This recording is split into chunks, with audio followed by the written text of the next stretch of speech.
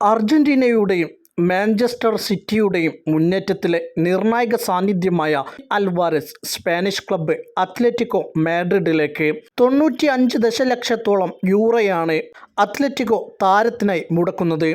70 million transfer ഫീയും ഒപ്പം 25 മില്യണോളം ആഡ് ഓണും ആയിരിക്കും നൽകുകയെന്ന് സ്പാനിഷ് മാധ്യമം ദ അത്ലറ്റിക് റിപ്പോർട്ട് ചെയ്തു.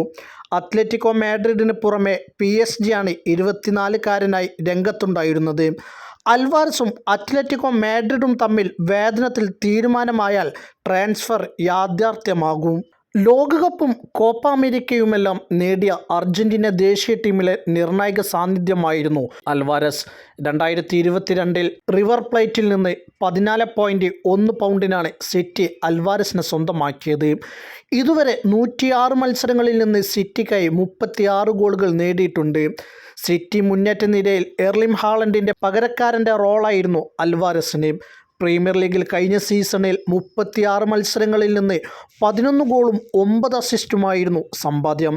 ട്രാൻസ്ഫർ യാഥാർത്ഥ്യമായാൽ സിറ്റിയുടെ ചരിത്രത്തിൽ ഏറ്റവും വലിയ തുകയ്ക്ക് വിൽക്കുന്ന താരമാകും അൽവാരസ്. 2022 റഹീം സ്റ്റെർലിങ്ങിനെ 50 ദശലക്ഷം പൗണ്ടിന് വിറ്റതായിരുന്നു ഇതുവരെയുള്ള റെക്കോർഡ്.